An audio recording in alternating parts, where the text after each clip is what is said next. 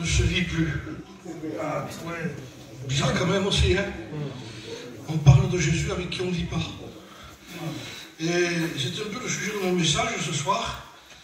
Hein, j'ai trouvé une feuille dans la Bible ici. Et avant, nous ferons lecture, bien entendu. Mais j'avais intitulé cette pensée, les mots qui ne veulent plus rien dire. Vous avez remarqué que les mots n'ont plus leur sens réel. Les mots n'ont plus leur sens réel. Donc, par exemple, aimer, je t'aime, Seigneur. Le Seigneur a traduit, il dit, ce ne sont que des mots. S'il n'y a pas des actes. Mais aujourd'hui, on a tout remplacé. C'est plus facile d'apporter des mots que d'apporter des actes. Et c'est pour ça qu'il y a un texte d'une version que j'ai mise, c'est dans Jacques au chapitre 1 du verset 22, qui dit « Seulement, ne vous contentez pas, dira la parole de Dieu, d'écouter la parole, mais traduisez-la. » C'est de notre façon. Mettez en pratique la parole, ne vous bornez pas à l'écouter. Ça, c'est la version seconde. Ne vous trompez pas vous-même par des faux raisonnements. Mais cette version dit seulement ne vous contentez pas d'écouter. Traduisez-la.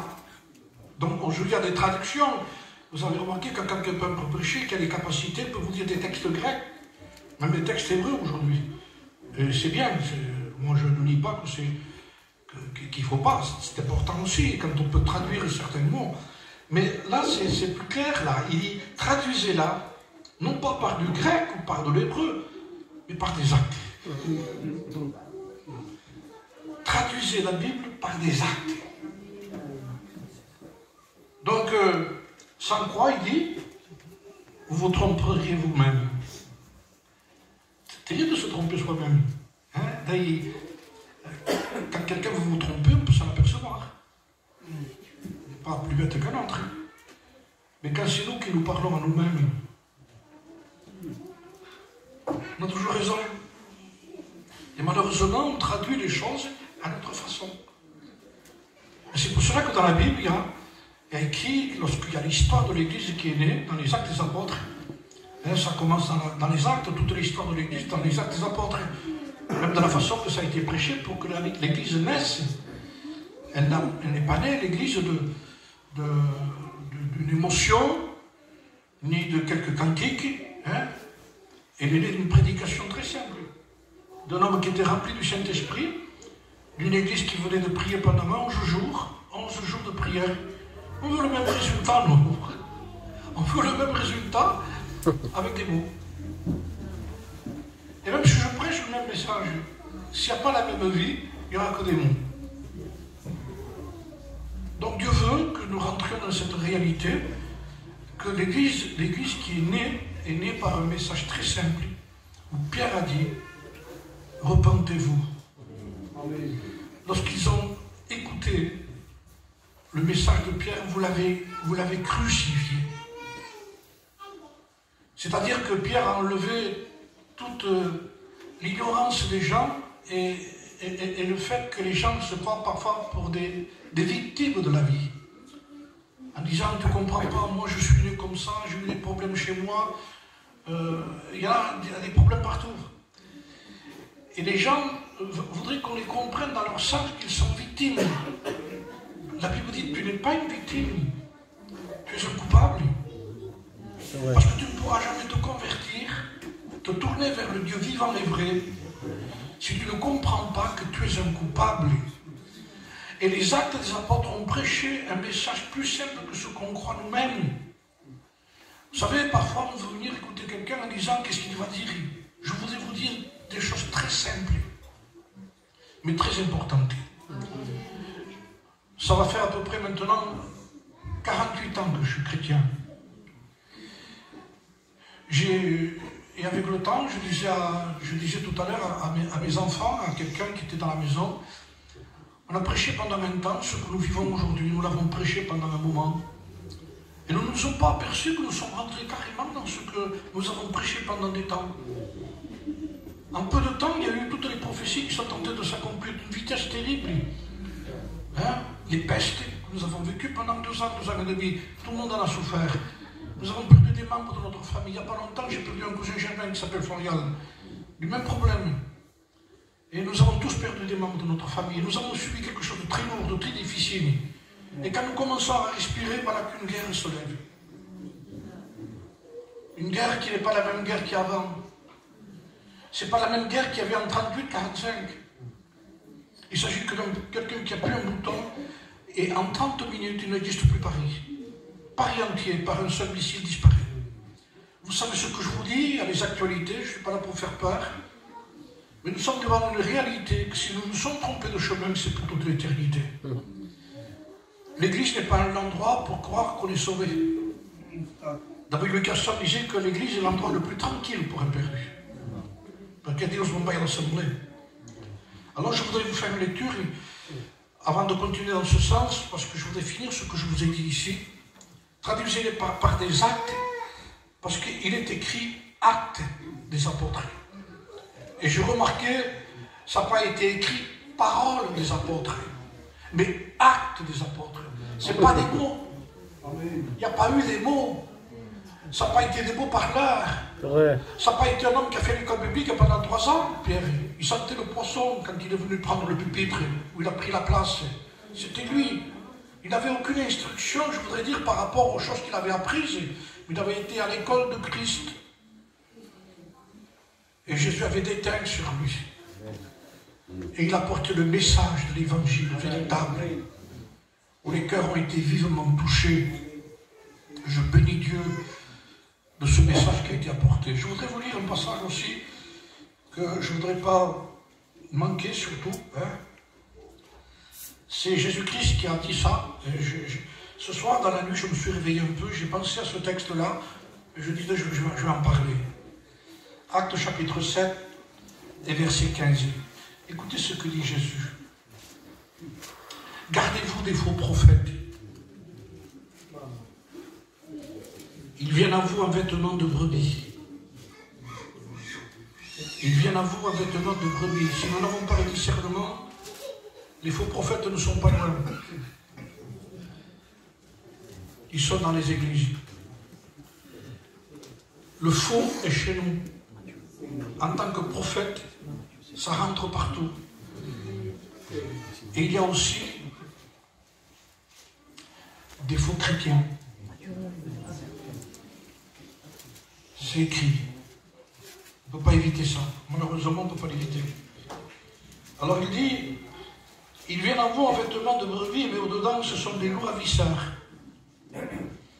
Vous les reconnaîtrez. C'était facile en réalité. On n'a pas attendu, non. C'est moi qui chaud quand même, hein. Vous les reconnaîtrez à leurs fruits. Et nous, on a voulu reconnaître les gens aux feuilles. Les feuilles, c'est ce qu'à l'extérieur, on peut être un bon orateur, on peut être un bon chanteur, un bon prieur. C'est des feuilles. C'est pas plus. Bien sûr qu'on a besoin de feuilles pour reconnaître un arbre. Pour aller vers un figuier, il faut des feuilles de figuier. Mais le Seigneur ne se contentait pas d'aller vers un figuier, il voulait voir le fruit, lui. Et le Seigneur vient trouver le fruit chez nous. Il revient là. Il revient chercher son Église. Je crois que nous avons le temps encore de nous repentir. Nous avons le temps de demander pardon à Dieu. Nous avons le temps, je dirais, par rapport à ce que nous vivons, c'est l'heure, dira l'apôtre, afin de vous réveiller du sommeil. Malgré que ce que dit l'apôtre Saint Paul, ne dit pas, c'est pas l'année, c'est pas le mois, c'est pas le jour. C'est trop long, un an. C'est trop long, des mois. C'est trop long, même un jour. Et lui, il dit, c'est l'heure. Et l'heure de l'apôtre Paul, c'est l'heure de la réunion que nous vivons ce soir. Il insiste sur l'heure que nous sommes en train de vivre maintenant. Et si on demanderait à quelqu'un s'il voudrait sortir de son coma maintenant, il entendrait dire « Je sors !» Il ne dirait pas « Attends quelques jours ». Il voudrait sortir de suite. s'il pourrait s'arracher les tuyaux, tout ce que vous voudrez, il pouvait sortir, il le ferait. Mais il y a un état beaucoup plus grave que ça. C'est l'état inconscient des gens qui se sont contentés de feuilles. On a été trompé par les feuilles. Un jour, je faisais une réunion à Gien, sous un petit chapiteau, et il y a quelqu'un qui est venu, donc on devait me laisser la place pour prêcher. Il y avait un moment qu'il y avait la réunion qui continuait, et quelqu'un a voulu chanter, mais alors il n'arrêtait pas. Après, il a enchaîné, il dit que maman, en plus c'était tard, je faisais la réunion après la réunion. Donc on commence à la réunion à 10h30, presque 11h. Donc ça termine tard après. Alors j'ai pris la place, comme je le connaissais bien, je me suis permis de lui dire, je lui dis, tu sais, ce que tu fais ici, et ce que je peux faire moi-même en tant que prédication, c'est que des feuilles, hein, pas de fruits. Le fruit, c'est Dieu qui l'a porté. Le fruit ne vient pas de l'homme, hein. C'est le fruit de l'esprit. Et le Seigneur a dit, vous les reconnaîtrez à leurs fruits. C'est vrai. Il faut attendre le fruit. On donne toujours un titre à quelqu'un qui l'on nous dit, attendez, vous savez comment il est? Il y a longtemps que vous connaissez sa vie. Si vous jugez quelqu'un à une prédication, vous allez vous tromper. Je peux avoir un titre, moi. Vous pouvez en avoir un, c'est facile de se donner un titre. Ce sont que des mots après. Le mot chrétien, disons-le, nous sommes dans la fin des temps. Le mot chrétien n'est qu'un mot. Ça n'a plus sa profondeur ni son sens. Presque au contraire, aujourd'hui, ça presque révolte certaines personnes. Chrétien, mais vous vous rendez compte où on arrive à ça? Parce qu'on a employé un mot qui n'était pas. Hein? Jordi me disait que lorsqu'il a été aux Zénith ici, il y avait longtemps qu'il ne venait pas, c'est parce qu'il a été voir Paco de Lucia qui jouait. Donc imaginez, j'arrive, moi, je ne joue pas Paco de Lucia. Bien d'accord, j'aurais. Donne-nous la guitare. Et quand les gens ils vont m'écouter, ils vont me l'habiller. Parce que je peux me donner un titre, mais que je ne suis pas. Si lui a été ce qu'il a été en tant que guitariste, c'est avec le temps qu'il a passé avec sa guitare, et qu'il a aimé ce qu'il faisait, et qu'il s'est penché sur ce qu'il faisait. Aujourd'hui, je suis chrétien, mais qu'est-ce qu'on vit? Oui, la vie avec Dieu, oui, notre vie de christianisme par rapport à Dieu.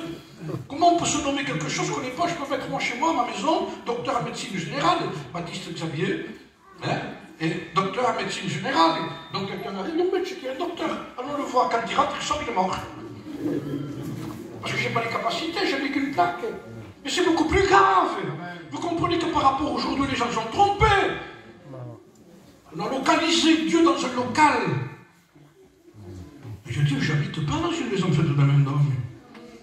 Salomon, quand il a fini sa maison, je me suis arrêté sur ça. C'était des centaines de millions d'euros d'or qu'il y avait à l'intérieur. Tout était en or. Il n'y avait rien qui, dans le temple, qui était fait en or, si ce n'était pas de l'or, tout couvert d'or, plein d'or. C'était la plus belle maison qui a jamais existé pour un Dieu. Et quand il a fini, qu'il a prié, il dit, Seigneur, en me disant, je ne me fais pas des idées, hein. Je sais que tu n'habites pas dans une maison faite de main d'homme. Parce que les cieux des cieux ne peuvent pas te contenir. Encore moins un local comme celui-ci ou celui de Béziers ou n'importe quelle église. J'avais fait une mission à Ambarès, à Bordeaux. C'est une des plus belles églises que la mission a, une des plus chères. Je crois qu'elle vaut plus de 100 000 euros.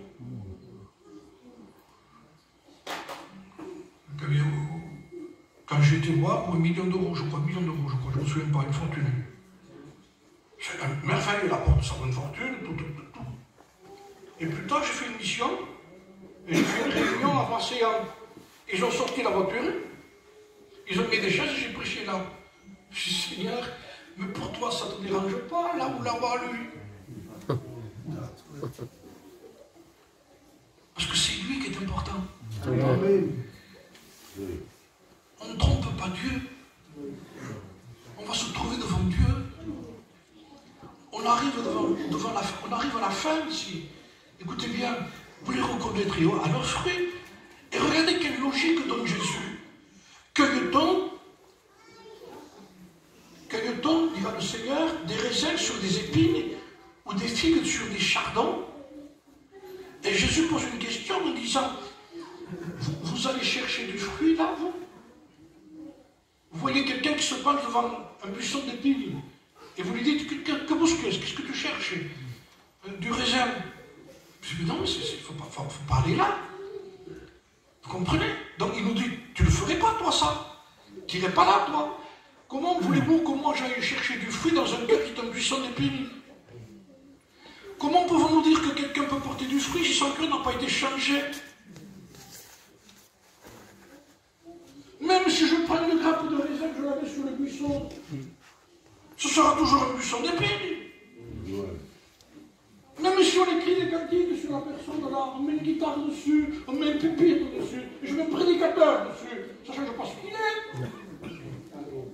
Mais en mettant des choses dessus, nous avons étoffé, et nous avons caché le buisson d'épines.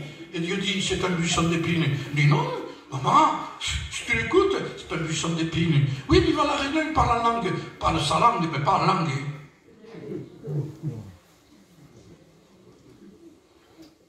Combien de fois les gens qui étaient des buissons d'épines sont venus parler en langue chez nous? Arrête, change ta langue. Je disais, si brave, et viens me parler en langue après. Amen. Mais qu'est-ce que c'est de ça qui nous arrive, frère?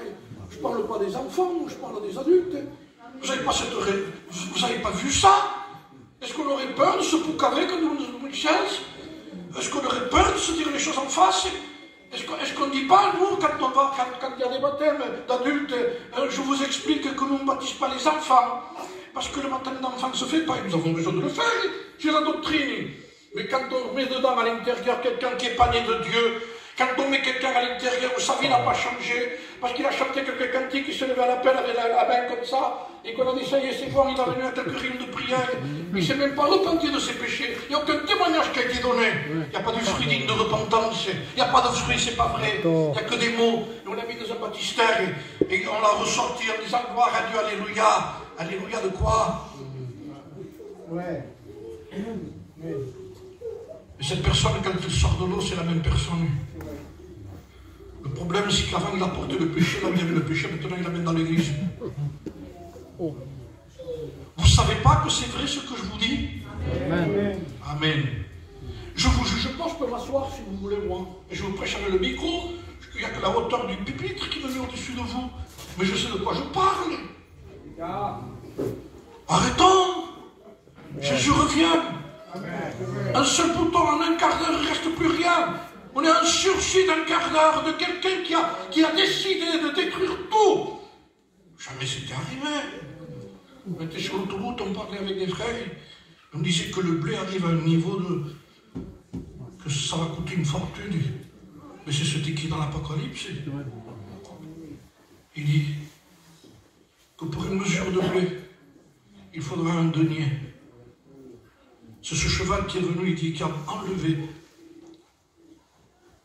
la nourriture. Il dit, une mesure de blé pour un denier. Vous savez ce que c'est un denier? C'est la journée d'un ouvrier.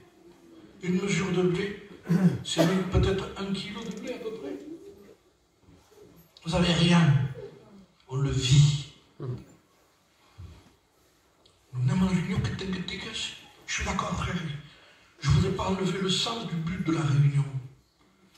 Mais nous savons très bien que ça ne peut pas se passer comme ça. Tu arrives chez toi, tu allumes ta télé, tu regardes la télévision, après on parle de ça. Quand il y avait un appel de Dieu, qui a dû appeler un peuple à la repentance, je vous promets, c'est parce que Dieu savait ce qu'il faisait. Et quand Dieu a appelé un peuple à la repentance qui s'appelait Ninive, et qu'il est venu annoncer un message par un homme qui s'appelait Jonas, il l'a envoyé avec un message très simple. Il parcourait la ville en disant, dans 40 jours, Ninive est détruite. Dans 40 jours, nous c'est pas 40 jours, peut-être ce soir, pendant que je vous parle, c'est fait, ça arrive, ça explose. Donc c'est même pas 40 jours. Mais quand les gens ont entendu le message de Jonas, ils y ont cru. Vous entendez? Les gens de Ninive ont cru au message. Dans toutes les conversations qu'il y a eu, ils ont cru au message. Et quelle était la preuve qu'ils ont cru au message? Je vous donne une explication à ma manière, mais c'est comme ça que ça s'est passé. Quand ils ont entendu le message, Encore 40 jours, Ninive est détruite. Je suis convaincu que les gens, paf, ont prêté attention. La preuve, c'est pourquoi il y a eu un résultat. Dieu a appelé cette ville à se repentir. Non pas à s'améliorer, non pas à se faire baptiser, non pas à aller à l'assemblée, mais à se repentir. À se repentir, à crier à Dieu. C'est que Père, crie.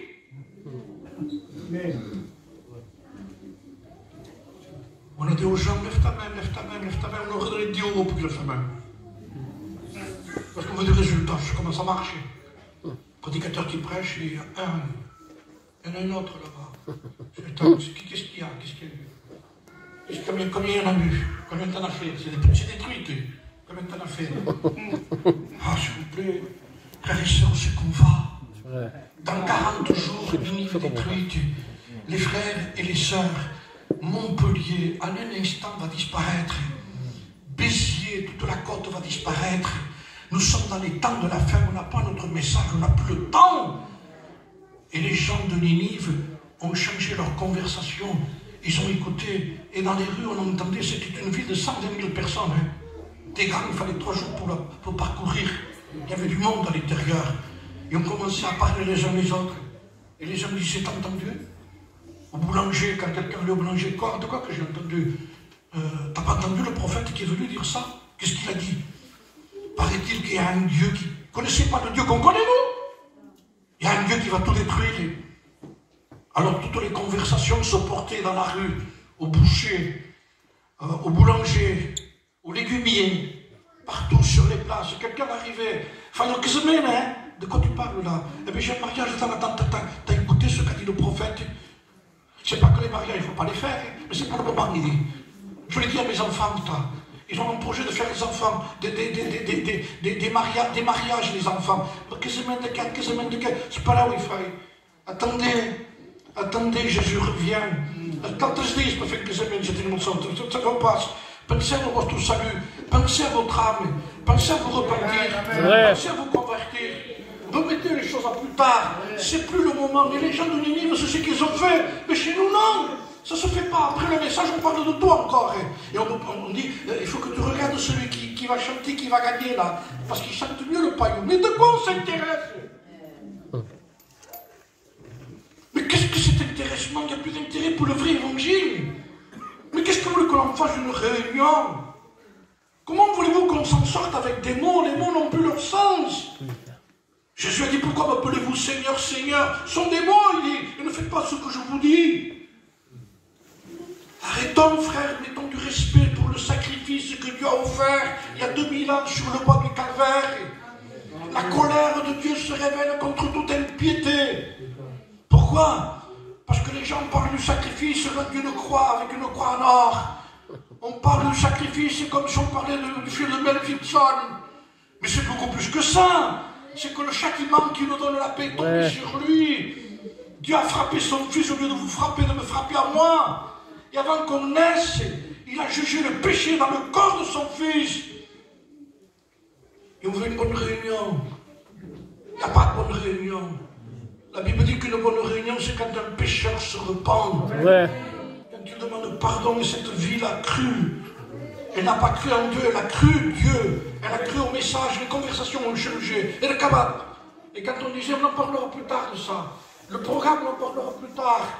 Donc c'est bien qu'il y a star. Tu veux acheter le terrain? Attends, parle pas de ça. De quoi on parle alors? Du prophète qui vient de passer dans la ville et qui a dit dans 40 jours, Ninive est détruite. Tout va être détruit, tout va disparaître. Le châtiment de Dieu va arriver. Le jugement de Dieu arrive. Alors ils y ont cru. Et pour démontrer qu'ils le croyaient, il y a eu des actes de leur vie. Ils n'ont pas dit lève ta main à l'appel. Non. Ils ont pris le sac et la cendre. Ils ont essayé de toucher ce Dieu. Amen. On dit ce Dieu qui est vivant, je ne sais pas qui c'est. Je crois qu'il va le faire. Est-ce qu'on le croit qu'il va le faire? Vous savez ce que je doute aujourd'hui, que l'Église ne croit plus? Comprenez ce que je veux dire? On s'est installé dans mon Église. C'est mon âme, c'est l'œuvre de ça. c'est moi qui suis candidat, c'est moi qui suis chrétien, c'est moi qui suis... Attendez, arrêtez, frère, c'est pas nous tout ça. Ça appartient à celui qu'on rendra des comptes. C'est lui le patron là-haut, et lui demande un message ici, pas le nôtre, notre style à nous. N'appelez pas un tel ou un tel. Il y en a quelqu'un qui m'a dit l'autre jour, je respecte ce frère de tout mon cœur. Hein. Écoutez-le, il y a un message extraordinaire. Quelqu'un me dit, tu ne veux pas écouter Steve de Bretagne? Tu ne veux pas de Bretagne en plus. Mais il n'y a pas de problème, moi je le connais ce frère, je fais l'émission avec lui, c'est un frère que je partage avec lui. Il n'y a pas de problème, ne donne même pas de nom à quelqu'un. Que voulez-vous que l'on fasse? Vous savez ce que disait quand je parlais avec Ephraim Ferris et qu'on parlait d'un tel, il ne parlait pas lui. Et il me disait, c'est que des hommes. C'était beau ce qu'il disait. C'est que des hommes. Quand on parlait de quelqu'un, voyons, aujourd'hui il sait demain il peut dans le monde. Vous voyez? Alors, c'est que des hommes. Nous parlons de ce Dieu qui parle, qui nous avertit. Amen. Les jeunes sœurs, vous pouvez vous convertir et aller au ciel en quelques heures. Vous pouvez devenir chrétien maintenant même. Amen. Il n'a pas fallu longtemps pour que cette ville comprenne le message. Ils ont dit stop, on se repent, on demande à Dieu, je ne sais pas comment il faut faire, mais je sais qu'il faut faire quelque chose. Alors ils ont pris les moyens, ils ont changé leur vêtement, ils ont pris un sac et de la cendre, ils ont pris de la terre, ils se la sont jetés dessus. C'était plus de parfum, hein. Il y avait Saint-Laurent, il dit tout capula, tout chaud. On va chercher Dieu, on va chercher Dieu, on va essayer de disparaître.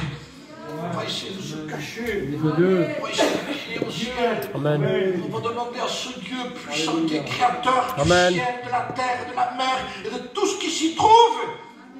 Il n'y a qu'un seul Dieu, il n'existe pas de Dieu. Vous le savez qu'il n'existe pas de Dieu. Des gens sont faits Dieu. Mais je suis Dieu, il dit. Il est le Dieu de tous les démons. Il domine tout. Il n'y a rien qui lui échappe.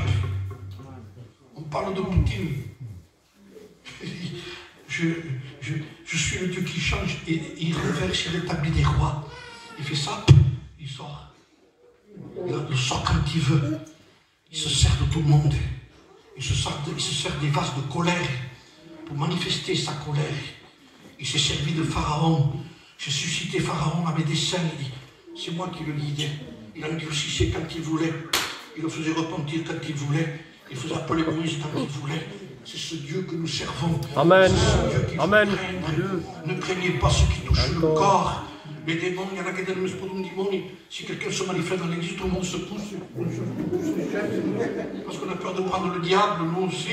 Attendez, ça touche que le corps, un démon. Il y en a que quand ils viennent à la réunion, c'est une manifestation de démons, ils disent que ton sang me couvre. Il a fallu un démon pour savoir que tu n'étais pas couvert par le sang de corps. Où on est? Mais où on est, frère?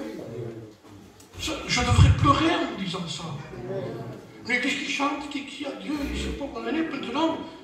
Les chrétiens qui ne connaissent pas leur position au service de Dieu, que ce Dieu, c'est à ce Dieu qu'il faut se crier. Et ils ont crié, ils ont pris le sac et la cendre, ils ont dit, Seigneur, on s'humilie. Toute la ville s'est humiliée. Le roi est descendu de son trône. Il a fait pareil. Il a sorti ses habits royaux. Il a commencé à prendre le sac et la cendre. Et ce roi a dit que dans tout Ninive, les gens crient à Dieu, qu'ils jeûnent, qu'ils ne mangent pas. Quand on parle de repentance, et Jésus le reprend dans le Nouveau Testament, en donnant un vrai exemple de repentance, en disant, arrêtez à vos repentances à vous. C'est lui qui cite un exemple de repentance. C'est lui qui a dit à ses propres disciples, je vous le dis en vérité, si vous ne vous repentez pas, vous périrez également vous aussi. On est immunisé, moi, les pasteurs après. Pasteur, moi. Fais quelque chose qu'il ne faut pas te dire. Encore plus. Parce que t'es pasteur. Et je me permets, moi, de ne pas me repentir si je fais quelque chose qu'il ne faut pas. Si je dis un mensonge et que je ne demande pas pardon à Dieu. Allez voir tout pasteur si je ne resterai pas ici. Vous croyez qu'on entre dans le ciel avec le péché? Mais c'est idiot de penser ça. C'est diabolique, c'est ténébreux. Avec du péché qui a été confessé, délaissé, oui. Avec repentance réelle, oui. Mais pas avec quelque chose qu'on garde. De vous-même, on ne peut pas vous faire. Tu restes ici. Ne pars pas. Tu as fait ton choix. Mais si tu vas à la Réunion, vous croyez que l'endroit change quelqu'un? Il faut y aller beaucoup. Un homme me disait, si vous devez le mettre dans un garage, vous ne serez pas une voiture, même. Il n'y a rien qui ne change rien. Parce qu'elle mérite, avec tout l'amour que je peux avoir pour quelqu'un. Je disais à mon fils, vous ne vous rendez pas compte que il y a des gens qui n'arrivent pas à voir ça. Ils sont bloqués contre un mur. Le diable aveugle l'intelligence des gens, il dira, pour pas qu'il fasse briller la splendeur de l'évangile. Dégage-nous, crie au ciel, je m'en sors plus. Je voudrais être un chrétien, mais je ne peux pas, mais je crie. Et Ninive a crié. Et Dieu vit que le peuple s'était repenti. Et Dieu se repentit du jugement qu'il avait porté sur le peuple. Et Ninive a fait repentir Dieu de sa décision. Quand le peuple se repent, quand il y a une véritable repentance, le peuple est capable de changer de chemin et de ne pas chercher du fruit dans un cœur rempli d'épines. Dieu ne demande pas de l'amélioration. Dieu ne dit pas à quelqu'un, viens à la réunion et tu verras que petit à petit ça marchera. Ça ne marchera jamais. La folie, disait l'homme de Dieu, c'est de se comporter toujours de la même manière et de s'attendre à un résultat différent. C'est de la folie. Je me comporte toujours pareil et ça changera. Tu dois changer toi. Il faut que tu prennes une décision. Mais quand quelqu'un m'attendait, il a fallu que la femme fasse cet effort pour aller vers Jésus et que se ferait un chemin qui touche le bord du vêtement de Jésus. Si elle voulait un résultat, il faut faire un effort. Et c'est l'effort de rentrer en soi-même et de trouver réellement que notre cœur est mauvais et qu'on veut l'habiller en chrétien. Mais c'est facile. Il n'y a pas plus facile de faire ça. Ça a été fait dans le jardin d'Éden. Lorsque l'homme a péché et que Dieu l'a appelé, quand Dieu lui a dit « Adam, où es-tu » il l'a appelé à la repentance. Mais au lieu de se repentir, il s'est fait un vêtement de feuilles de figuier. Vous voyez, il s'est habillé. Il a mis quelque chose qui voulait cacher ce qu'il y avait dessous. Aujourd'hui, c'est pas. On sait très bien que la véritable religion, c'est chez nous aujourd'hui, il n'y a plus de problème. C'est-à-dire, là-bas, il n'y allait pas, ils n'y vont plus. Là-bas, ils n'y vont plus. Même les inconvertis de chez nous, quand il y a un malade chez eux, ils demandent à des pasteurs qu'ils aillent le voir.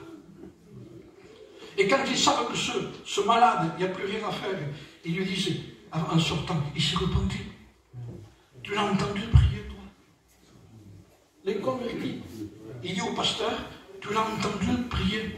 Il a demandé pardon à Dieu. Et quand le pasteur dit aussi, tu aurais vu la repentance qu'il a eue, comment il a pleuré. Je te promets qu'il a fait une rencontre avec Dieu. Ah, enfin, quelle consolation. L'inconverti. Parce qu'ils savent que c'est vrai. Donc, il n'y a plus de problème. Ce n'est pas la peine qu'on dise que c'est la vraie. Mais dans le vrai, il y a du faux.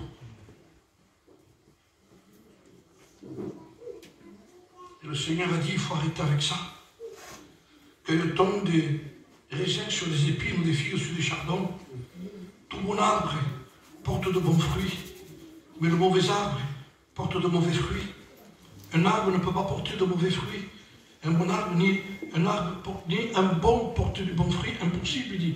Tout arbre se reconnaît à son fruit. Entrez. Et je voudrais vous lire ça avant de finir. Verset 13. Entrez, vous, par la porte étroite.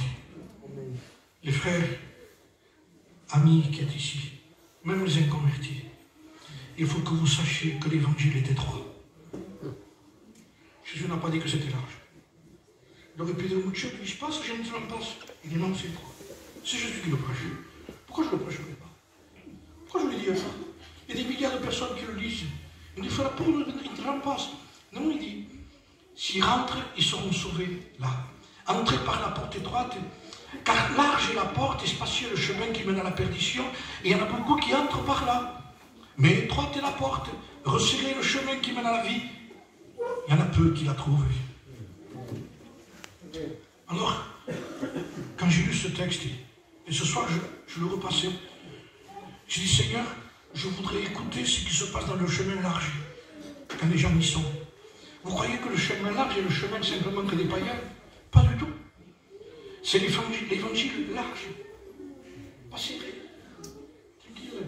On ne dérange personne. Il ne faut pas parler de ça. Il ne faut pas parler de ça tout en étant de ce chemin. Comment voulez-vous qu'on les sorte de là pour qu'ils aillent là-bas?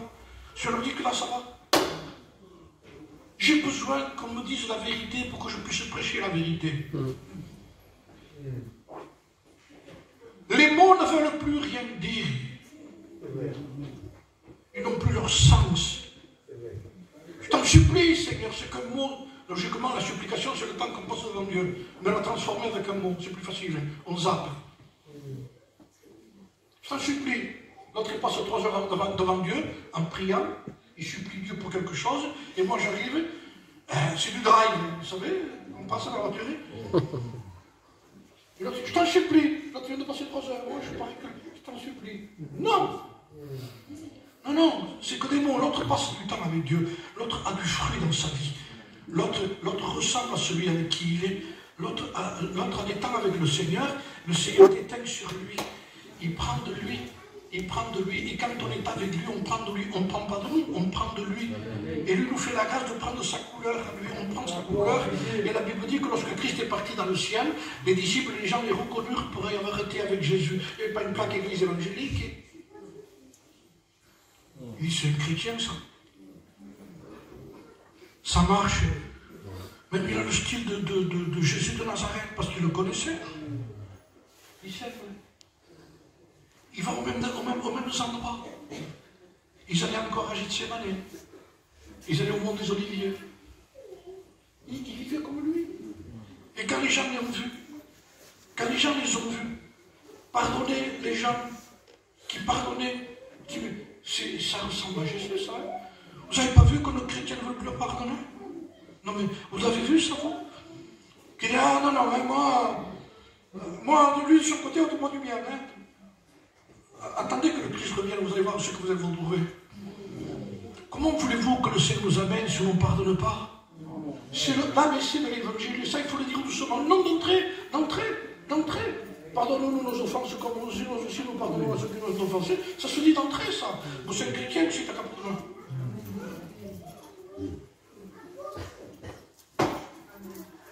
C'est tout. Mais quelqu'un d'autre se constate. Et bien Dieu te dira pareil. Je te pardonne, tu restes de ton côté, reste sur la terre. Toi de ton côté, moi du bien. Et frère, ne baptise pas les enfants, nous. Et les chrétiens qui vivent comme ça, on ne peut pas leur dire. On ne peut pas dire à un chrétien que quand c'est libre. Mais il n'y a personne de gentil si on ne va pas vers Jésus, vous le comprenez bien. Si vous réalisez que vous êtes méchant, vous allez chercher celui qui est bon. Même pas ça. Même pas ça. Mais moi, il faudrait comment il faut que je prie? On ne t'apprend pas à prier, on t'apprend à crier. Quand un malheureux crie, l'Éternel l'entend. Oh, je vous en supplie. Au nom du Seigneur, c'est peut-être la dernière réunion que nous avons ce soir. Nous n'attendons pas autre chose. Ne vous attendez pas à faire des projets. Je vous promets que c'est trop loin. Si vous avez des projets de prendre un mobil-home d'été pour aller passer quelques vacances, annulez. Repentez-vous. Cherchez Dieu. Et quand vous vous êtes repenti comme il faut, allez dans les mobil-homes où vous passez des vacances sans que les gens soient à la piscine. On le dit. Ouais. En deux. Mais oui. Ce film, les chrétiens, ils sont là. Bizarre quand même. Christianisme léger. Ah, piscine. En plus, attendez, à tous les mariages, à toutes les fêtes. Je le fais pour le témoignage. Reste dehors au témoignage. Je ne m'en vais pas avec lui. Je suis venu, hein, je m'en vais. Mais dedans,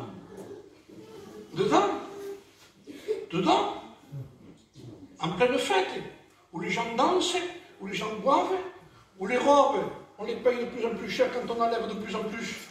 Deux choses. Plus ils enlèvent, plus c'est cher.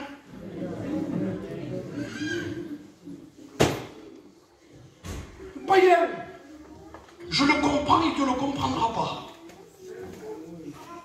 Mais un chrétien, c'est le chemin étroit. Mais oui, le Seigneur l'avait dit déjà. Le chemin large et spacieux, on le connaît. Vous savez quel est le chemin large et spacieux? J'ai écouté parler dans le chemin large et spacieux. Hein? Je vous tiens un peu parce que peut-être ça la dernière réunion. Le chemin large et spacieux, on entend les conversations. Vous venez. Mon petit-fils avait fait un rêve, je l'avais dit un jour aussi peut-être ici. Il ne connaissait pas la Bible. Hein? Il avait dit à son père, j'ai rêvé un chemin large et un petit chemin. Et à sa mesure, il le dit. Et dans ce chemin large, il dit, j'ai vu plein de baptisés. Il me l'a expliqué à moi, Jaillou, petit comme ça, il disait, j'ai vu plein de gens baptisés qui y allaient. Et je leur disais, vous, c'est pas par là. Mais avec la simplicité de l'enfant, c'est pas par là, il disait, c'est là, vous. Il montrait le chemin étroit. Mais qui veut un évangile qui est serré? Dingo. Parce que notre personnalité n'y passe pas. Là-bas, c'est tellement large que tout le monde peut y aller. Tout va bien. Festa flamenca, tout le monde, péché, mensonge, faux papier. Bon, allez-y. On y va. Comment tu veux qu'on fasse? Frères et sœurs, nous vivons des temps difficiles et des temps graves. Il n'y a pas de dérogation particulière à quelqu'un qui ment. Quand tu mens, t'es un chrétien, je te fais une dérogation. Pas de dérogation. Tu mens, t'es un menteur, tu n'entres pas dans le ciel. Comment on fait alors? Comme faire, on a besoin de même. On s'arrange entre nous. Alors je ferme la Bible et on parle entre nous. Mais on a des problèmes tous, frères. Mais comme j'avais pareil que moi. Le péché existe. S'il y a un endroit où Manico a marqué, c'est à Montebello.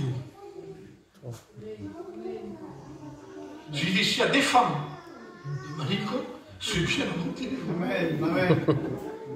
Vous n'avez pas écouté le message de votre ancien? On se réfère à Manico. Mais ce n'est pas tous des Manico qu'il y a. Hein?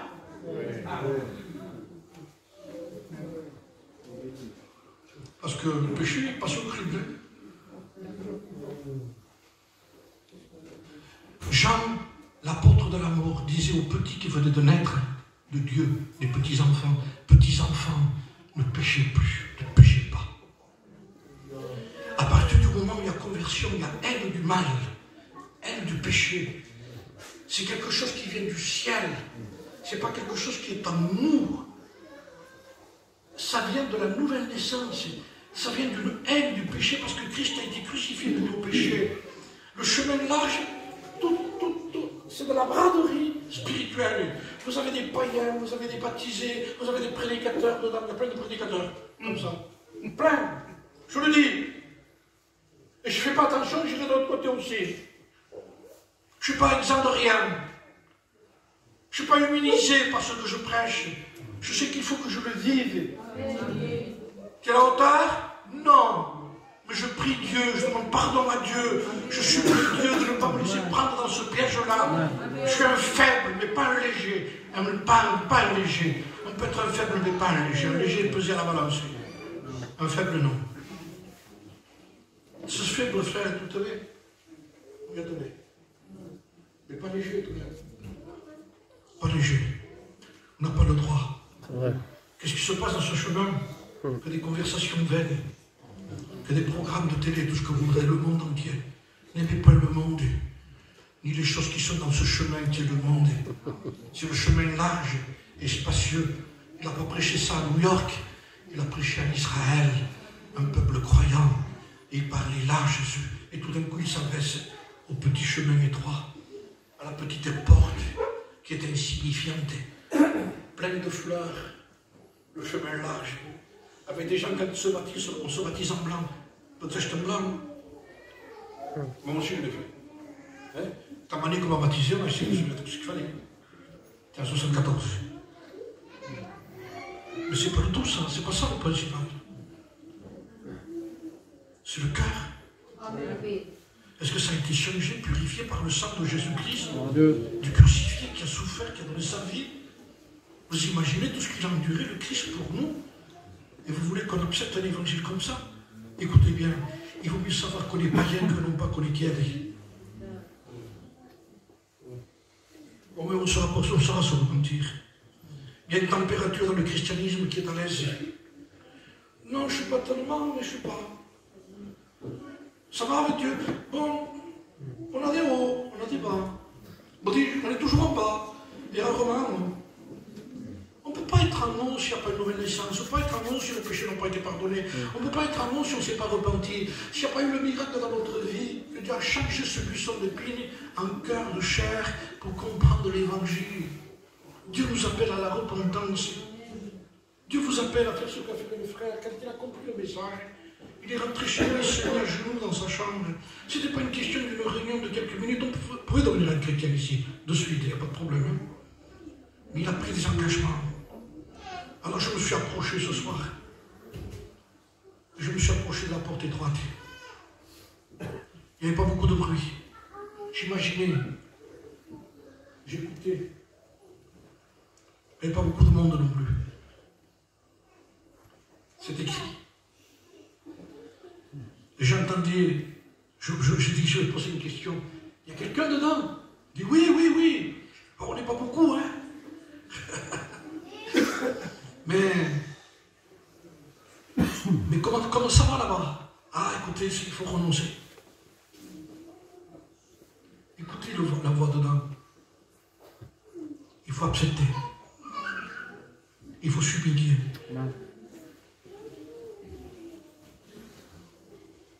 C'est dur.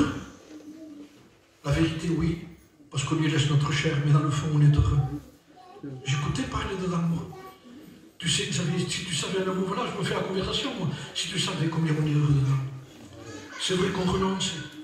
C'est vrai que c'est difficile d'accepter de pardonner quelqu'un. C'est vrai, mais on le fait. On demande de l'aide à Dieu. On accepte de faire mourir cette chair. Et ceci, qu'en passant par là, notre chair reste. Parce que la chair n'y passe pas, c'est trop étroit. Elle n'y passe pas, elle n'y passe plus. Il n'y a que l'esprit qui y passe. Il n'y a que la vie de Dieu qui y passe. Mais tu sais, on n'est pas seul. Ah, non, il y est lui. Il y est lui. Parce que lui est le chemin. Il est la vérité. Amen. Il est la vie. Et quand on en prend un peu de retard, on crie. Alors il dit, je t'attends bien, viens, je t'aiderai, continue. Ne te désespère pas.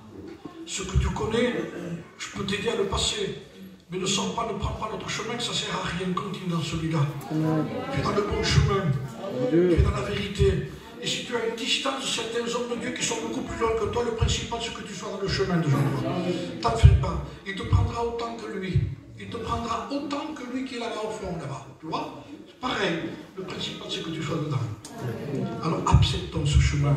Amen. Avec humilité, en disant, Seigneur, je ne veux pas autre chemin que celui-ci. Tu me dis ce qui se passe de l'autre côté, mais tu me dis ce qu'il y a de ce chemin. On prie le Seigneur. Tu connais